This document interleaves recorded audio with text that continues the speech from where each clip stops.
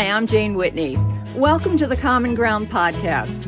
On every episode, we bring together diverse voices from across the nation to discuss the most pressing and controversial issues of our time, issues that make a difference in your life. On September 12th, we spoke with leading women's rights activists about successes and setbacks in the ongoing battle for gender equality.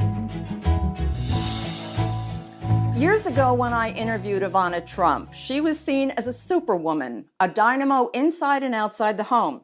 So I asked her, Ivana, you look like you have it all. You're a best-selling author, a successful businesswoman, a wife, and a mother. Ivana, can you have it all? And she replied, yes, you can, just not at the same time. Now, as COVID continues to decimate women's hard-won gains and derail the fight for gender equality, the question is, what can women have at all? Here to help answer that question, Katty K, executive producer of Aussie Media and former BBC correspondent, Sophia Nelson, scholar in residence at Christopher Newport University, Stacey Plaskett, delegate to the U.S. House of Representatives, and Cecile Richards, co-founder of Supermajority and former president of Planned Parenthood. And we're honored to have you with us. We're so excited about you being here. In a few minutes, we're going to focus on the firestorm that was set off by the Texas law that could foreshadow an end to the landmark ruling of Roe v. Wade.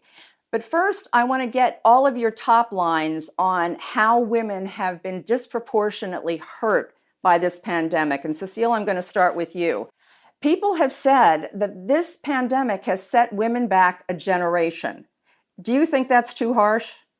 Well, it's certainly true that women were disproportionately impacted, and particularly women who work in the service sector and healthcare and education, where women are disproportionately represented in the workforce.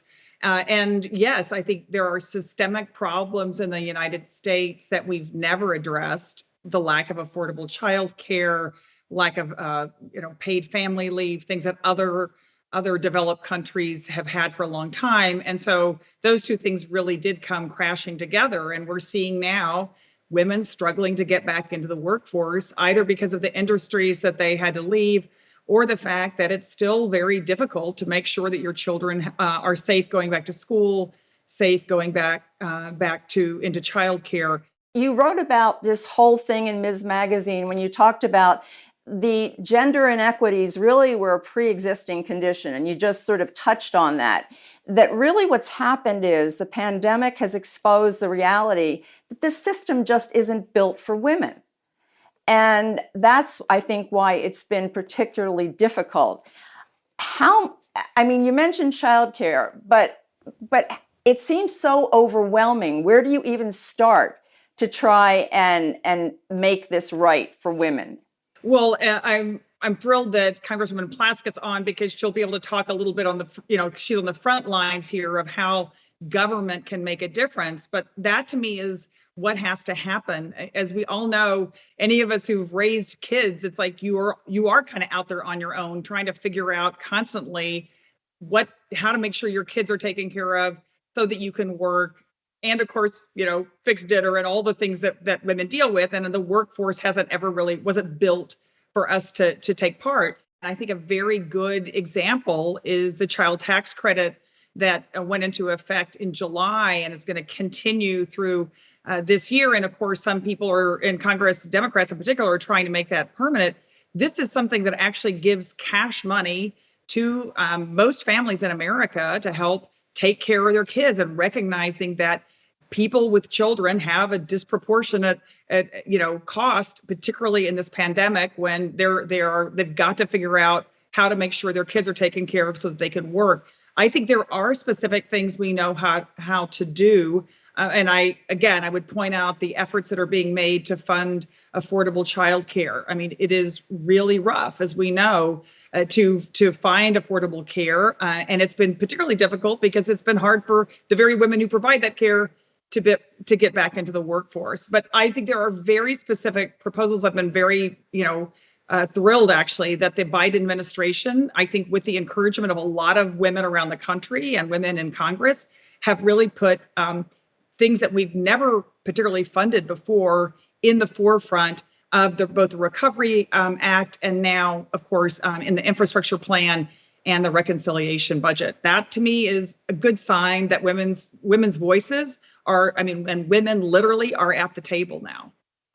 Stacey, I am going to turn to you at this point because first I want to get your top lines. What do you hear? I know childcare, but let's say outside of childcare, what do you hear from women that they just need help to do? Sure. I think that women are asking for equality at the end of the day and an equitable treatment by Congress to bring them in the same place as men. I'm a member of the Women's Caucus, the Democratic Women's Caucus, and we're fighting for H.R. 7, which was passed in the House, and we're asking the Senate to take it up, which is a Paycheck Fairness Act, which hasn't been passed as yet. That's something that I think is crucially important for the amount of work that women do, that they are not paid equitably at this time. The other thing that people are also not even aware of is that many of these childcare facilities, these small childcare areas, are disproportionately run by women and run by minority women of color. So ensuring that they are able to take care of their workers as well.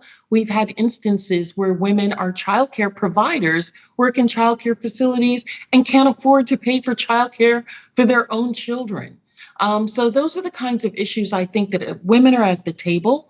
And so women are going to be taking these issues up, along with the Violence Against Women Act, trying to get that passed once again, having it reauthorized. The last time that bill was taken up was in 2013, and asking once again to ensure that all of the things that, as you rightly put, Jane, the COVID pandemic has peeled back the cover on showing the inequities and showing gaps in our democracy and in our society that we're able to shore up.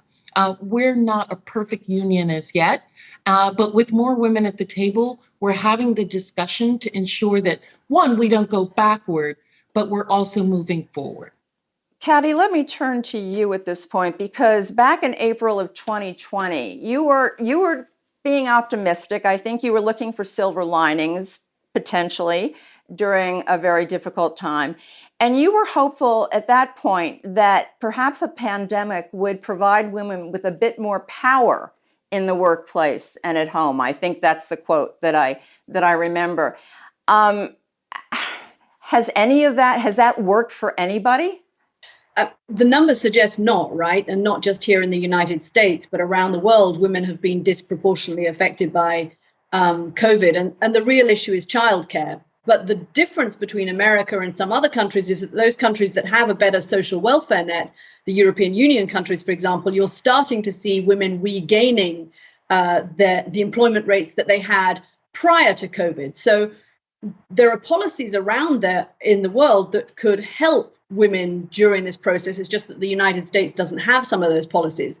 I think the thing that I was optimistic about, and I'm still hoping that in the long run, if we can get women back into the workforce and reverse some of these gains and critically get childcare sorted in this country, is that one of the things that women have asked for a very long time is a certain measure of control in terms of their working lives. I spent decades begging my employers to be able to work from home one day a week or leave early on, Wednesdays and Thursdays. And the response was always sort of begrudging. It was always, well, how do we know that you're actually going to do this? And my experience is by no means exceptional. This was the response that a lot of women will have got from employers, often male employers, when they said, you know what, I just need a little bit more control in order not to hit that brick wall of kids versus career.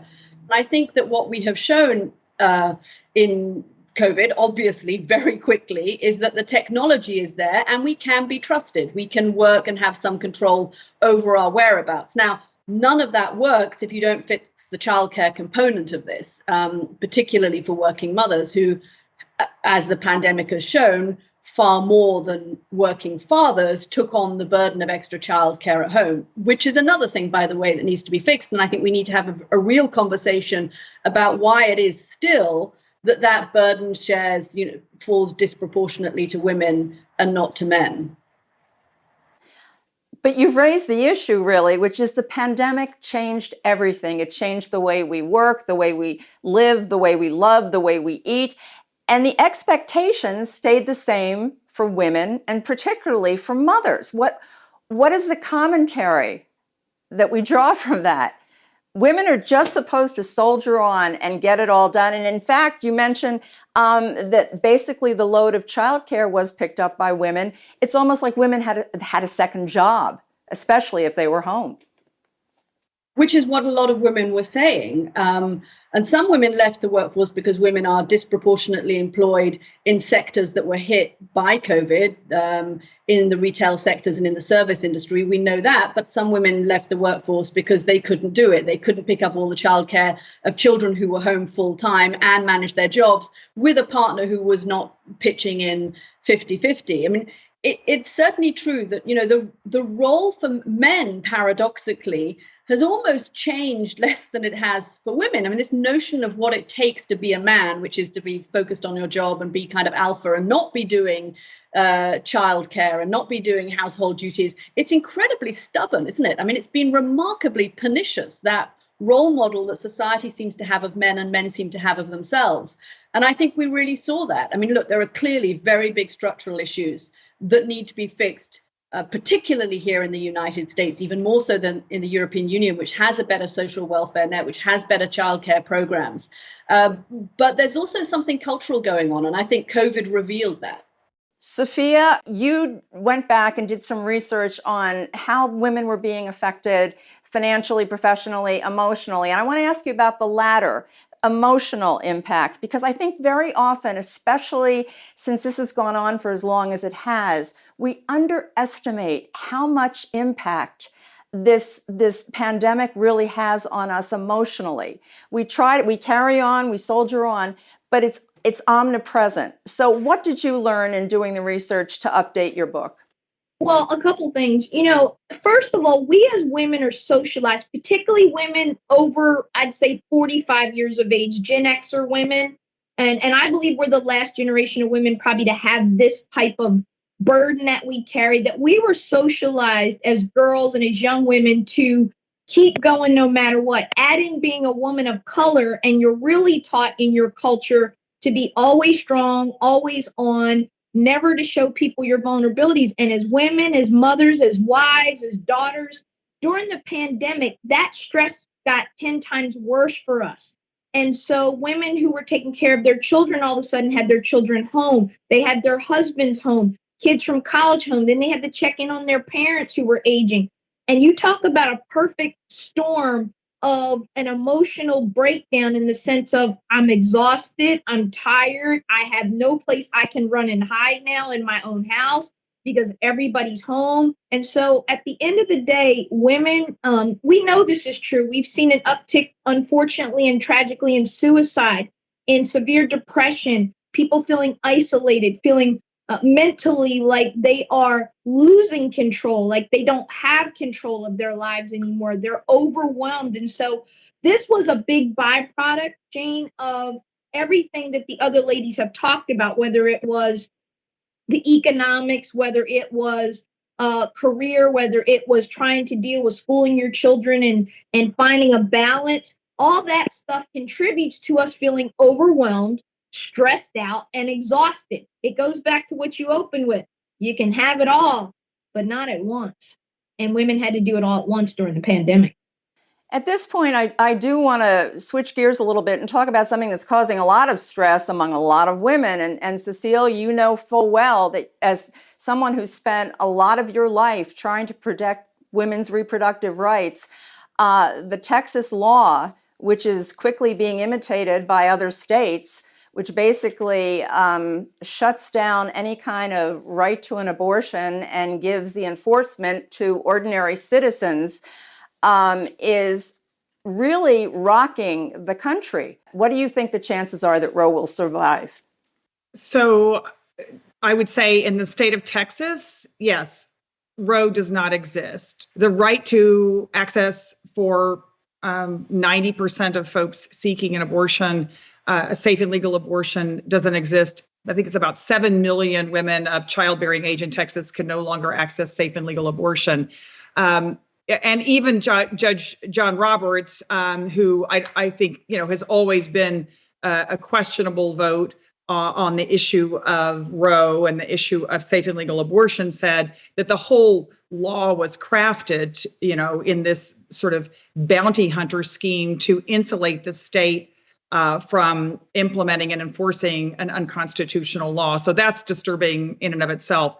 But the other thing I think it's just so important to say, Jane, that is that abortion has not gone away in Texas. It simply has become illegal and unsafe. Before the Roe decision by the Supreme Court, nearly 50 years ago, young, healthy women were routinely dying in emergency rooms across the country from botched abortions, from illegal abortions and unsafe abortions. You can still talk to doctors who will tell you about doing rounds, and their stories are chilling. And so the cruelty of this bill is, of course, that women are now, particularly women with low incomes, women who we've already talked about, disproportionately affected by so many of the things that we're lacking in the society, women who live in rural parts of Texas, women who work at a minimum wage job and can't get a week off or need to have someone to take care of their kids. These are the women who are really paying the price. And it's horrifying to think that this is where we are in this country.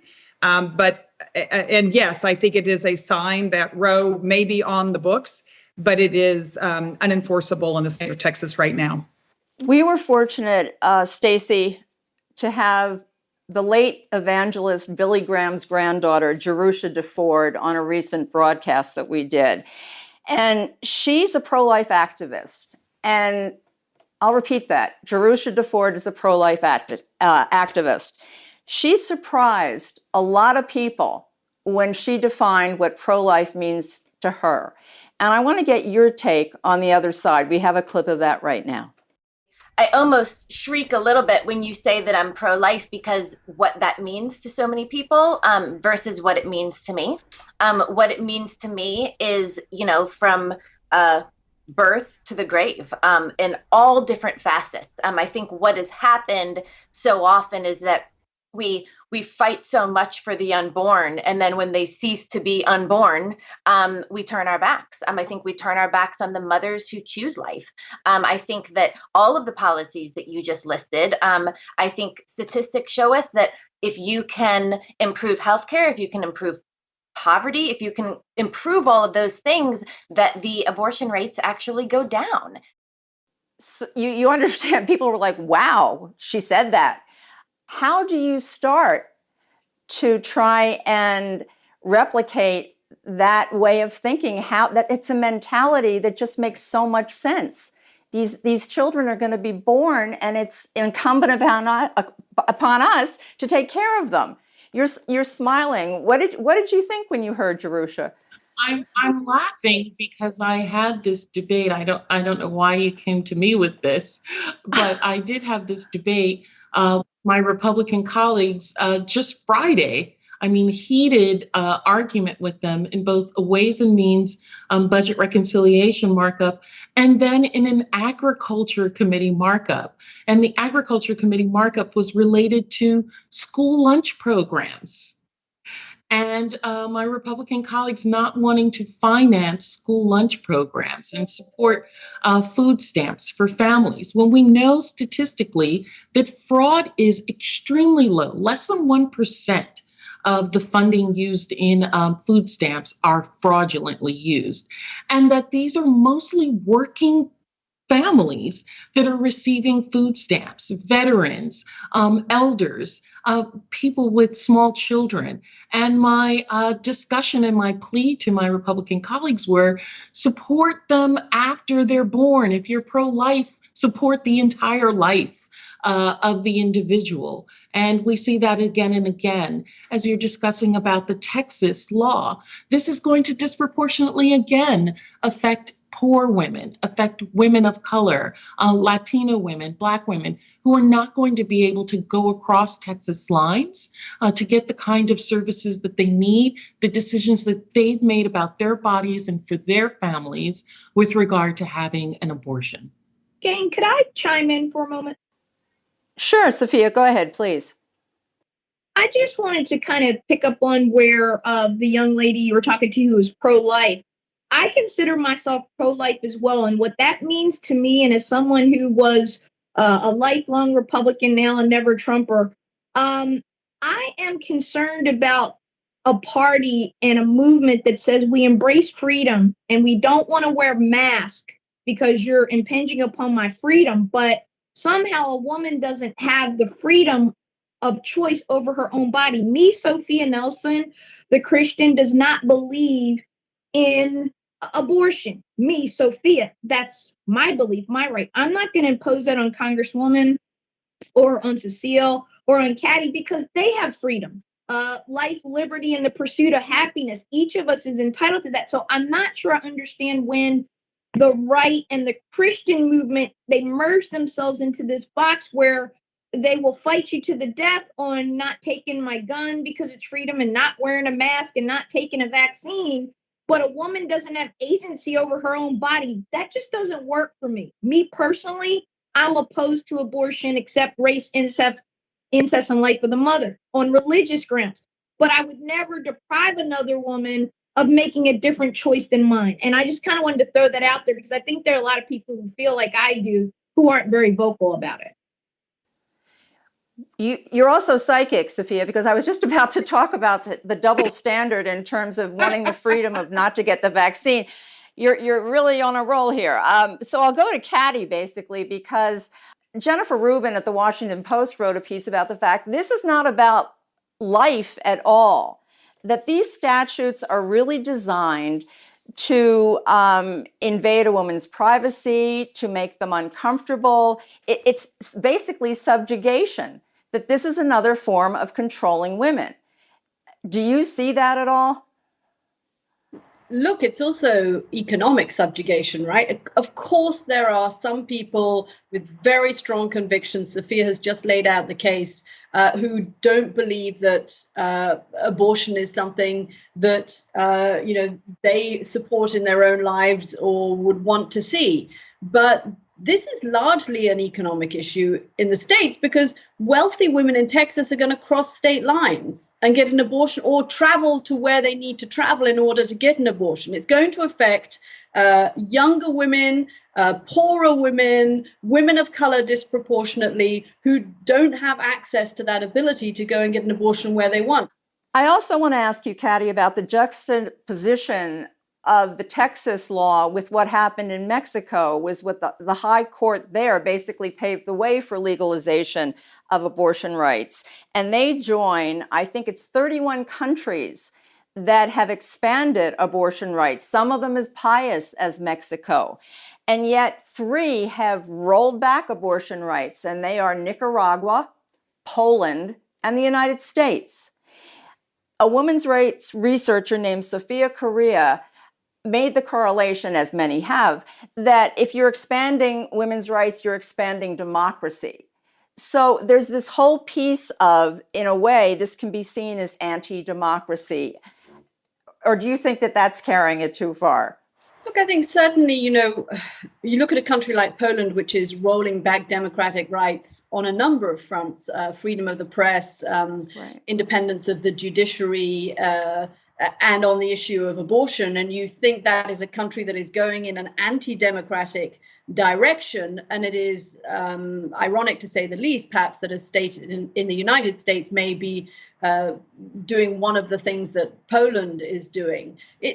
Clearly, it is tied up with, it's no coincidence that you're having this rollback of abortion rights in Texas and a rollback of voting rights in Texas. The two seem to be linked, and they're also linked in the sense that the more women who are voting, the less you're going to see of this, because we know that this is an issue that women tend to vote Democratic on and not Republican on. So there is, the path is not totally clear yet, but I think most people would say there is a connection between expanding voting rights and expanding access to reproductive rights of women generally. And if you want to hold back women and you want to hold them back from voting, you do the kinds of things that Texas is trying to do, because it took 6 decades for American women to vote in the same numbers as men. It was only in 1980 that they started voting in the same numbers as men. But boy, once they got there, they were far more engaged, and they were far more engaged on liberal issues like access to healthcare,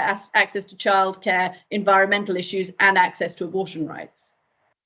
Well, just on Texas, I just think, because and so many, I know this could be an entire program, but I do think it's important to recognize, really, to the points that Sophia and others made, Texas is one of the states that refused to expand Medicaid access. There are so many ways in which we are keeping women and families down in that state.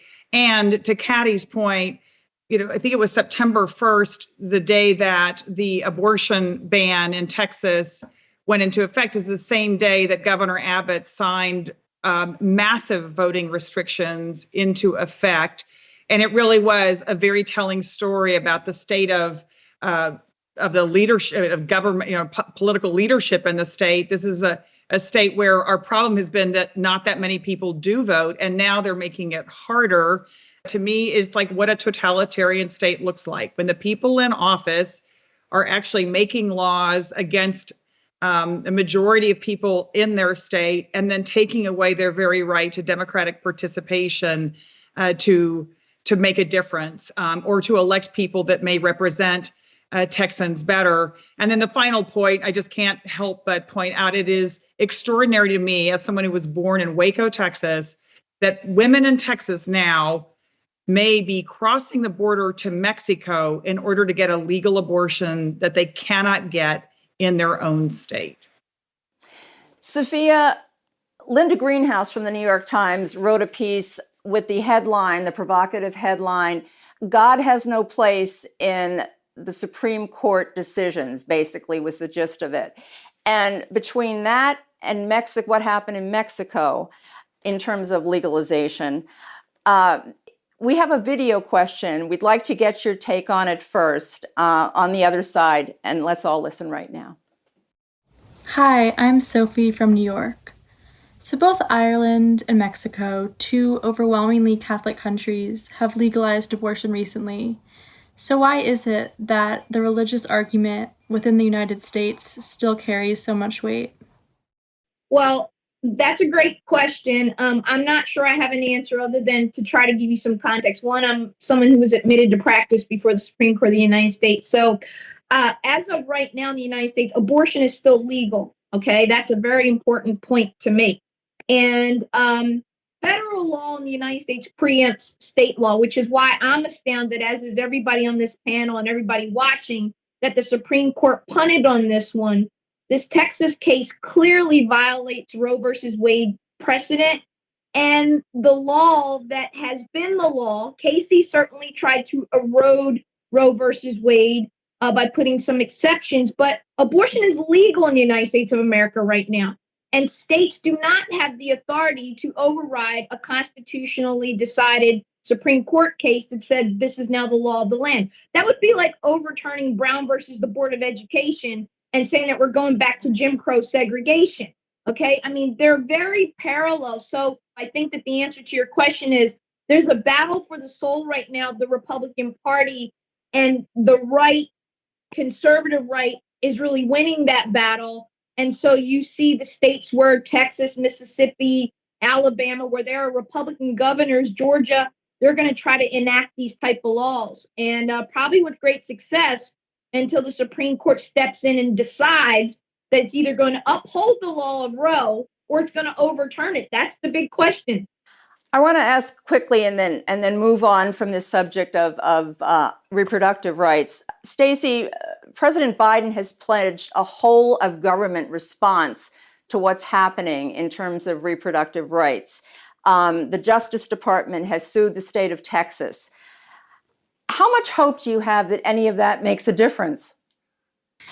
I hope it does make a difference in terms of, a whole of government. I have concern over our new Justice Department, that I think that they are not as aggressive as the law would allow them to be in supporting individuals. Listen, I think Sophia gave a prime example, right? Which was, how would it appear if a state attempted to turn over Brown versus Board of Education?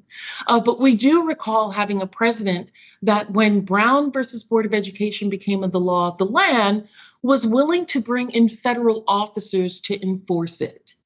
Are we now going to bring federal officers to support a women's right to choose in Texas? That's a question that should be posed to this Justice Department. And what would be the fallout of doing that? That, to me, is a complete whole of government approach to protecting women's rights. And so I'm not sure what levers will be pulled that are within the framework of what the Justice Department is able to do, and other agencies within the federal government, that they'll do that. Will they withhold federal funding to those agencies within in Texas that attempt to keep a woman from receiving abortion rights? We'll see. But I think organizations like Planned Parenthood, other groups that are working, this is where we see intersectionality working the best on the ground. Those grassroots organizations that are going to put tremendous pressure on lawmakers in Washington, right? We have not as yet codified a woman's right to choose in terms of passing congressional legislation. Those are the things that you may see coming out to support and to uphold the constitutionality of Roe versus Wade. We're going to go back to the workplace at this point. And Cecile, I want to ask you, there are a lot of, on the wish list, a lot of things that have been factored into the human infrastructure bill, as it's called, and the child tax credit, which is very popular. And yet we're dealing with a Congress, as we all know, that has trouble getting things passed, basically. You may get it through the House and then it hits the Senate. So how concerned are you, for these sweeping programs that could theoretically benefit women, that we're going to make some progress? It is concerning because, of course, even though President Biden has been a supporter of all these things and the Democratic leadership has, we passed the American Rescue Plan with 0 Republican votes. And this is a completely partisan, divided Congress. And so all of the issues we're talking about, support for child care, for elder care.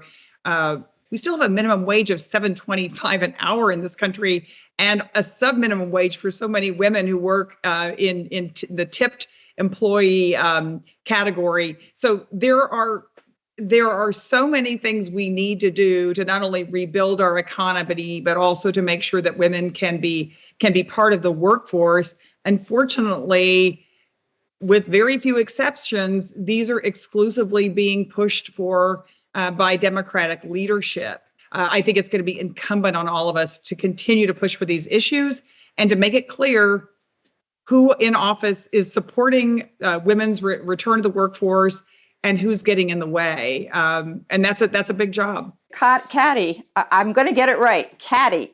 I've been calling you Katty behind your back for all these years, and I apologize, but it's Katty. You wrote a book. Okay, I get everything. I don't mind. Thank you. You're very sweet. You wrote a book called The Confidence Gap that basically talked about the fact that in the workplace, women lag way behind men when it comes to really feeling that they have a contribution to make, that they're sure of themselves. And now we have this pandemic comes rolling in. And I can't even begin to imagine how that's exacerbated the problem for so many women. Have you talked to women who have basically they feel they're backsliding instead of going forward because of what's happened with COVID? Yeah, my co-author and I, Claire Shipman, are working on a new book actually on the subject of women and power and women's relationship with power and how women wield power, how the world would look different if more women wielded power. And we spoke to a lot of women during the pandemic in kind of, full on lockdown time to try to get a sense of how they were feeling. I mean, I think what Sophia was talking about earlier, that incredible emotional toll of COVID and of having to do everything, of that feeling that you were failing somehow if you weren't keeping your family together, if you weren't keeping your job together, if you weren't keeping, meals on the table, if you weren't juggling all of these balls and somehow you were letting some slip, it did, I think, produce something of a crisis of confidence in individual women. Women have suffered from a setback in sponsorship, a setback in mentorship, particularly women of color. Have seen a decline in both of those important workplace tools during the pandemic, that it's been harder for women in the world of Zoom to get their ideas heard, to get their ideas leveraged, to get their own promotion and their own pay raises. Things that were already perhaps harder for women have become even harder. And that lack of sponsorship and mentorship is particularly concerning. Katty, while I have you, I want to ask you and turn to the topic of domestic violence, which the United Nations says has spiked to unprecedented levels around the globe.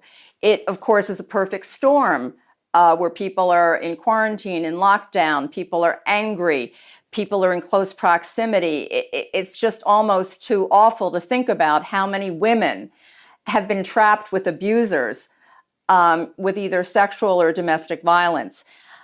I mean, is anything possible in terms of trying to help women? You don't see anybody talking about that. They just report these horrible statistics. What's your take on that? Yeah, I mean, you're right. And this has been, unfortunately, a global phenomenon, this spike in domestic violence. The European Union has just come out recently with a report on what they've seen as a crisis of domestic violence in the EU. And that's despite the fact that people were on furlough schemes.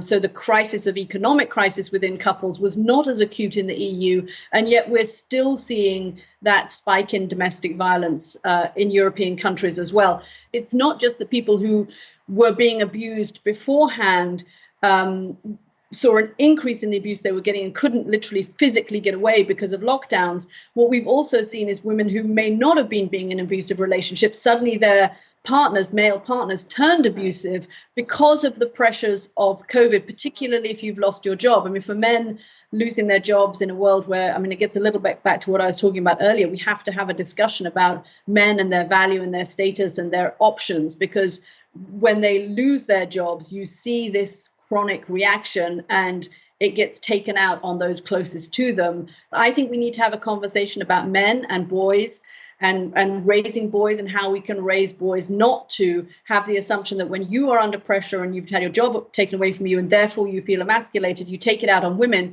but also a deeper conversation about why is it that men who lose their jobs suddenly feel emasculated? Can we change that dynamic where men have other things of life in their value that are of equal value, their families, their kids, their whatever it is, their domestic lives, their friendships, in a way that they just don't at the moment, that they still don't have that range of options and support systems that women seem to. Stacey, we're going to go to solutions next, but I have one more question for you, Stacey, and it's about something that happened to you before the 2016 primary that you had. And that is, without going into a lot of detail, you suffered what you called a cybersexual assault. And basically, two of your aides hacked some private material from your phone and your computer. And the reason I'm asking you about this is because, having done some work with domestic violence victims myself, they blame themselves. Somehow, what did I do wrong? What could I have done differently? And again, we're talking about such large issues today that require years probably to change attitudes. But what would you say to a woman who's trapped in an abusive situation and somehow feels she's contributing to it? Sure. Well, thank you for even bringing this up. These were former aides who were not performing well and who I had counseled out of working with me and assisted them in, looking for other employment. And yet we're not happy, because I'm a woman, I was being too mean to them, and they were able to get information from me. But even more importantly, Jane, I have been in, not in my present marriage, but I've been in situations where one feels that, in an abusive relationship, particularly as a professional woman, you feel as if you are not allowed to say that you have to keep that under wraps because you have to project this image of being perfect, of being, invincible, of not having fractures within your life. And so I would tell women who are in those kinds of relationships that you're not alone, that it's so much more common than you believe, and that there is a way out. We're going to wrap this all up. It's a very tall order. But we're going to start with a video question that talks about a very complex issue, and as all these have been, but we'd like to get your thoughts on this, and let's watch it right now. Hi, I'm Grace from Austin, Texas. My question is, gender equality and racial justice are tightly interwoven issues. Moving forward, how can we fight for women's rights through a lens of intersectionality and end the gap not only between men and women, but more importantly, women of color and white women? I'm going to go to Sophia because I know she's got an answer to this. So what would you tell Grace? Well, if we're talking about the intersectionality piece, I think that is really the great issue of our time as we go into further into this decade, into the next decade of the 21st century. White women and women of color are on an ascension. They're ascending in corporate America. They're ascending in the C-suite. They're ascending as doctors, as lawyers, as engineers, as members of Congress. Women of color still lagging behind, but certainly being more engaged. Our white sisters, once they get to those positions of power, they have to remember that women of color are still dealing with things that you as a white woman, you deal with the gender piece. You don't deal with the gender and the race piece. And that to me is something that if we can come together across political lines, across socioeconomic lines, et cetera, as women, and walk by that woman code that I love to talk about, which is a code that is timeless. It's one that we learned from our grandmothers. It's one that we teach our daughters and our nieces. It's a code of conduct.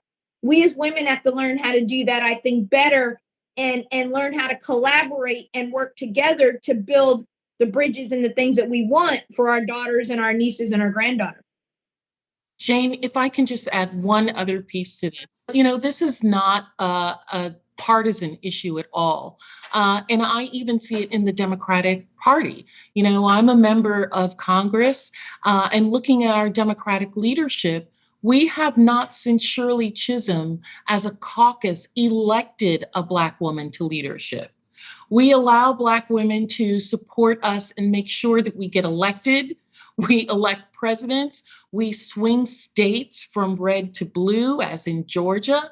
But giving us the reins of power is something that still eludes us. When you look at who is in the C-suite of corporations and decision makings, that decision making even determines who's going to get the funding for so many important projects, for elections, right? Right now, we still are under a system in which members of Congress and those who are elected to leadership have to raise money. But disproportionately, that money does not go to Black women.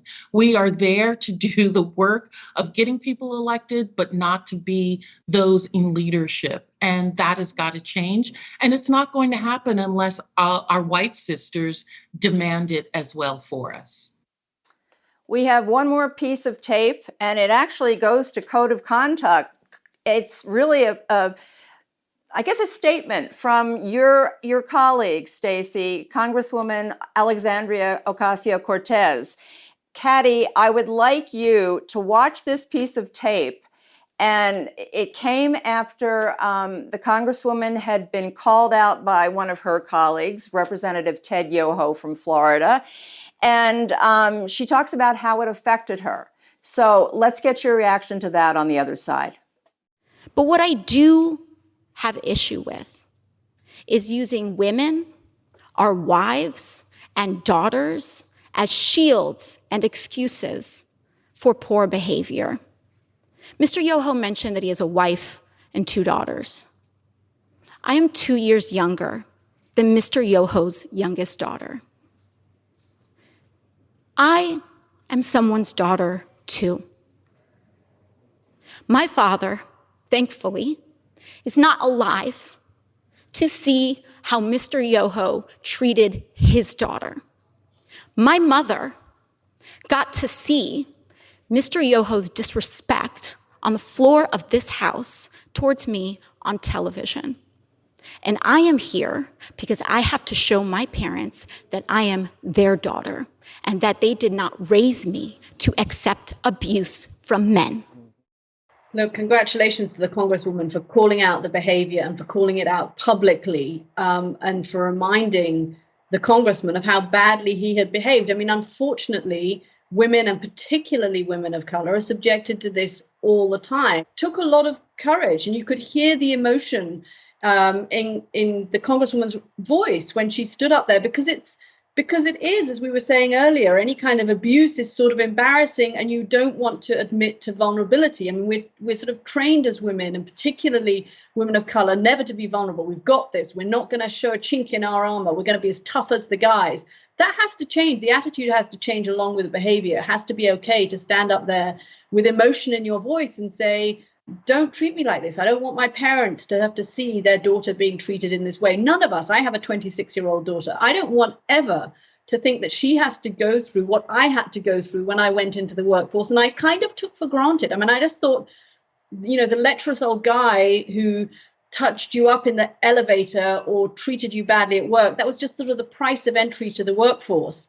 And I think my generation, I'm 56, we just sort of thought, we had to accept it. It's so encouraging. When you talk about hope, it's great to see younger women, and it's hard for them, standing up and saying, we're not going to tolerate that anymore.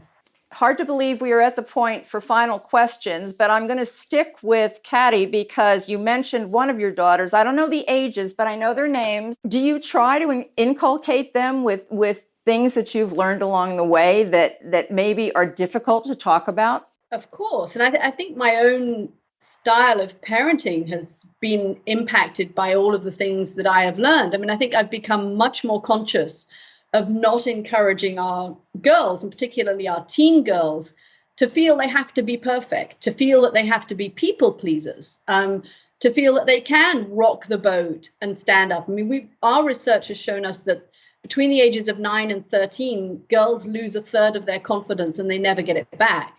And part of the reason they do that is they become terrified of failing. They want to please everybody. They want to be perfect.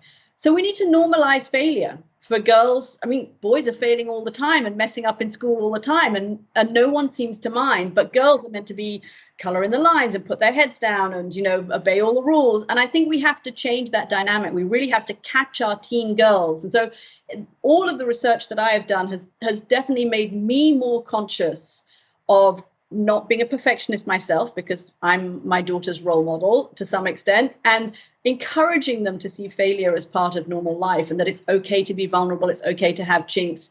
It's okay to mess up. In fact, that is what people do. It's annoying. It's an annoying part of being human, but it's what we do. And I think it has definitely changed the way I've parented and as a result, my teen daughter Poppy is very feisty and always answering back and prepared to say no and mess up and let it wash off her back. So I'm glad that she does. I was going to say, next time you'll bring her with you. She sounds fabulous. Sophia, you were inspired by Shirley Chisholm, who's already been mentioned during this broadcast, who was the first African-American Congresswoman, the first candidate to run as president for one of the major parties. There's somebody out there right now, Sophia, watching this show who feels they're at the end of the line, basically. They're dancing as fast as they can. They're frustrated by the pandemic. They've lost during the pandemic. You are such a proponent of somebody who believes in inspiration and aspiration and self-care. What would you say to the woman who just feels like there are no better days ahead for her? Well, it goes back to what I said earlier. If we're honest, the word that describes most women, particularly working women right now, whether single moms, married, etc., is exhaustion. We're all tired. When you start to feel like you're at the end of your rope, when you start sinking into these depressive places and you're isolated, it means that you're not taking care of you. I'm not talking about just going to a spa day. Spas are great. I love them. I'm there all the time. What I'm talking about is really setting aside everyday time for you, with you, being the one that you need, making sure that before the kids get up, before the dog has to go out, that you sit down, put your aromatherapy candle on, get your Bible, get something that inspires you, taking a few minutes for you to catch your breath, to get centered, changes the trajectory of your day. It's called commanding your day, commanding your morning. And so I want to encourage any woman who's feeling overwhelmed right now. Now, I know it's not that simple. You might have bills, finances, people being evicted. That's real. So please don't think I'm making light of it. But what I'm telling you is, girl, you can only change what you can change. And all change starts with you taking care of you and giving yourself a minute to breathe and to think clearly and to come up with a plan. Because one thing we know about us women, we are resilient and we can always find a way to stretch a dollar, to make it work, to take care of what needs to be taken care of, because we're women after all. And that makes us amazing. So hang in there. You're going to be okay. Stacey, you are the daughter of immigrants. Your father was a police officer. Your mother worked in the court system. You, their daughter, has ascended through the ranks to be in the U.S. House of Representatives. You were an impeachment manager. You called out Mr. Trump's attorneys when they insisted on playing clip after clip after clip of Black women in negative stereotypes after the protests from last summer. You basically gave them what for. You have, I understand, a very feisty daughter named Talia, who's 12. And I've been told that you don't want to ever run against her. It sounds like she's already in that lane. Why don't you want to run against your daughter? Well, thank you for that. And, just to clarify, my parents are both from the island of St. Croix, so they migrated to New York, but were U.S. citizens prior to that, being from the Virgin Islands. And I've always said that, I think that every generation should be better than the one before. And I'm hopeful that I have raised a daughter who is going to be better than me. She has the benefit of not just having a really supportive father and grandfathers, but 4 brothers who were really essential to me running in the first place. And they've already told me that if you're still in office and Talia's running, we're going with Talia. We're too afraid not to support her over you. But I want to raise a daughter who's better than me. And so if she's ready to run for office, I would assume that she's more qualified, going to be a better fighter and a better campaigner than I am. And I'd better stay out of her way if she was going to run against me. And at this point, we have the final question going to Cecile, who also I know has an amazing daughter, possibly more than one, but your daughter Lily, who is feisty and has moxie, and possibly because when she was a baby, she was in a backpack on a picket line with you and your husband, which sort of is what happened to you as a child with your legendary mother, Governor Ann Richards, and your father taking you out to be on a protest line. I guess my question to you is, there's so many things that can discourage us right now. We're living in a world that every day breaks our hearts in some new way. And my question to you is, if we're built for this fight, how do we really believe that we're built for this fight? It's kind of a perfect question, I think, because I do think about my mom a lot, and she believed that so many times as women, we just sort of take ourselves out of the equation. I think this has been a bit of the thread, and I love being on with all these other incredible panelists and just their encouragement. But I think a lot of times as women, we think, whether it's running for office or trying for that C-suite job we've talked about, or changing the world, that we don't have the right skills, or we don't have the right education, or we don't have the right contacts. And so I guess what I really think is important to just be communicating to young women in particular now is just start before you're ready. Don't worry about all your deficits. Men look in the mirror and think, oh man, I look like a congressman. It's time that we have, as young women, that we encourage young women to just get going. And I think to the thread that has also been through here, which I just can't support enough, is what I have found. I know there's a lot of conversation that women don't support other women, but what I actually feel like I have seen over these last few years is women taking joy in the success of other women in a way that, it used to be there was only one woman, right, in everything. And now there are women everywhere. And so I feel like if we can encourage women who need that encouragement to start before they're ready, just jump in and go. And then we can all collectively take joy in their success. It's infectious. And I think that whether it's shine theory or whatever you want to call it, the more that women see other women breaking out and being successful, it reduces our sense of isolation. It reduces our sense of, I think, despair and feeling like things will never change. And it makes us hopeful about the future. And I'll just say, spending this hour with the rest of you, it makes me hopeful too. So thanks for having me. I don't even know what to say at this point, because this is definitely, Sophia, better than a visit to any spa. I just really, I'm sort of speechless, actually, but I do want to extend our heartfelt thanks to all of you for donating your time and your talent today, and for making us understand that we have the power to make days better in the future. Thanks for joining us today here in the other Washington, Connecticut. Until we see you back here next time for Common Ground, I'm Jane Whitney. Take care.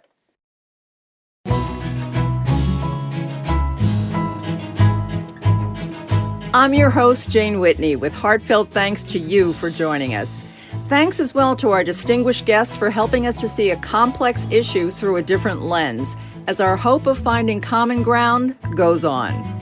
For more information on this podcast, or to watch the broadcast version of Common Ground, visit ctpublic.org/Common Ground.